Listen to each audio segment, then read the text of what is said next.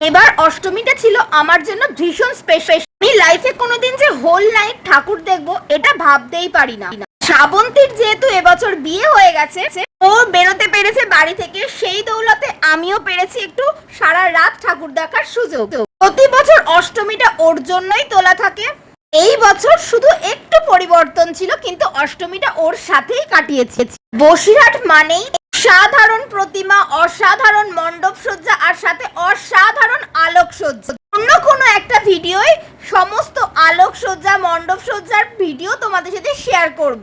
আর এই বছর প্রথম আমি ঘোষবাড়ির পুজো দেখেছি, এটা কোনোদিনই সুযোগ হয়ে ওঠেনি আমার দেখার। ভীষণ স্পেশাল ভাবে কাটিয়েছি অষ্টমীটা। ওর 4টের সময় আইসক্রিম খেয়ে শেষ করেছি দিনটা। তো ভিডিওটা তোমাদের কেমন লাগলো অবশ্যই জানিও। তোমরা কিভাবে অষ্টমীটা স্পেশাল করে তুলেছো সেটাও জানিও comment. Like, share and subscribe.